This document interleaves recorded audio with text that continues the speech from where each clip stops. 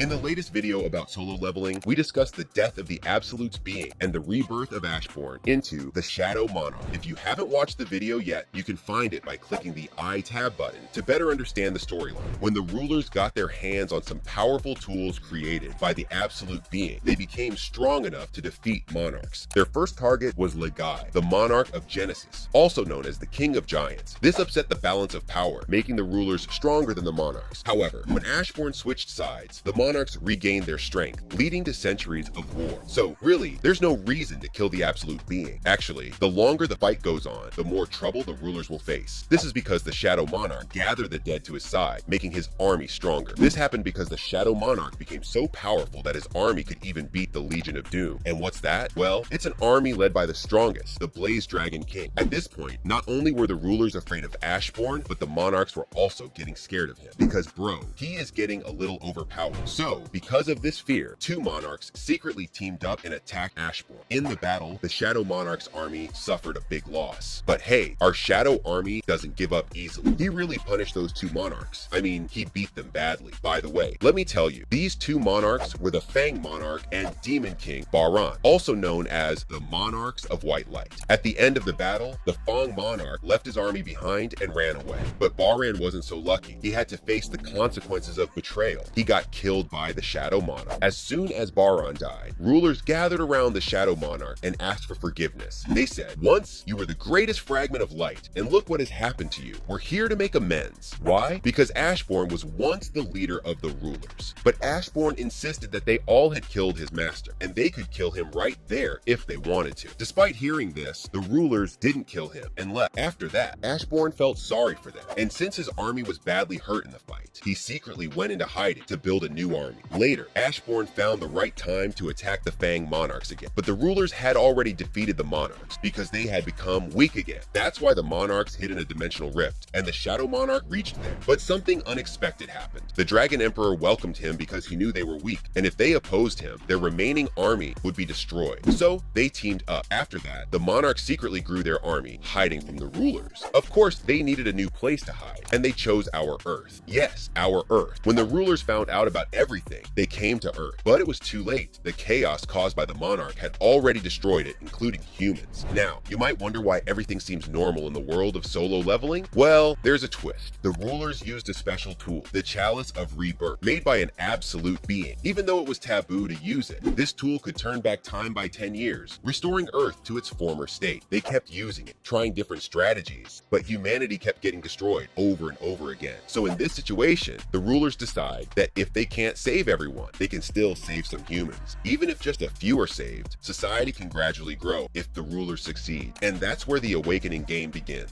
I want to clarify that even if the Chalice of Rebirth is used repeatedly, it won't affect the rulers and the monarch. They will still remember what happened in the last cycle, but it's different for humanity. Their memories, feelings, and lives will be erased each time. In this situation, it's clear that the monarchs are coming up with new plans to fight against the rulers, and they're eagerly waiting for the time when the Chalice of Rebirth stops working. Yes, the tools made by the absolute being have limited power. It's not infinite, so there's only a certain number of times they can use it. That's why the rulers start sharing their powers with humans, like an awakening, to help them survive. Similarly, the monarchs start giving their powers to humans, like Sung Jin Woo. And the magic beasts, also called denizens of chaos, are special creatures with magical abilities that live in dungeons. Because of the rulers' actions, many of these creatures don't like humans and are aggressive towards them. Now you can understand how monsters are appearing in the story and why gates are suddenly opening. Monarchs are much smarter and stronger than we thought. So now you've got a good grasp on the backstory behind solo leveling. But wait, that's not it. If you want to learn more, make sure to subscribe to my channel. In the next video, we'll discuss the 7 strongest magic beasts in solo leveling. Don't forget to subscribe to my channel so you don't miss it. I'll be making more videos on solo leveling every week. So see you in the next video. Till then, goodbye.